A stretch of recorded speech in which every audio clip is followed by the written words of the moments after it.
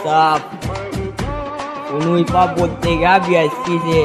फिर सुनने का क्या क्या बोल रहा था बेटा? मुझे सर में कौन नहीं जानता, तो फिर सुन, मुझे सर में कौन नहीं जानता, तेरा बाप भी मुझे अलग नाम से पहचानता। BSc में देख मेरा 2 नंबर का काम था, कभी तो चाटी में नाम भी बदनाम था। वुड में जो आ रहा बेटा मार काटने जा रहा, वुड में बेटा तू दिखना मत दोबारा। और BSc का लड़का देख अलग से मचा रहा, और कमर से निकाल के सीधा गाड़ में फंसा रहा। जाने कौन सा बात तू भी मुझे समझा रहा, BSc का लड़का देख अलग से बिछा रहा। एक कॉल पे बस काम हो जा रहा, यहाँ भाई लोग को मैं तो दिल में बता रहा, और रंडी लोग को बेटा मार के भगा रहा। तभी तो 3 शॉट में तेरा भाई भी तो छा रहा। BSc का लड़का देख अलग से मचा रहा, और BSc में देख बेटा टॉप में भी आ रहा।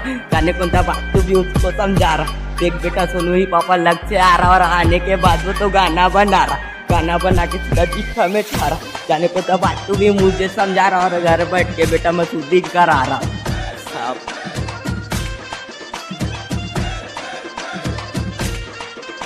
बात क्या ना लगी छे।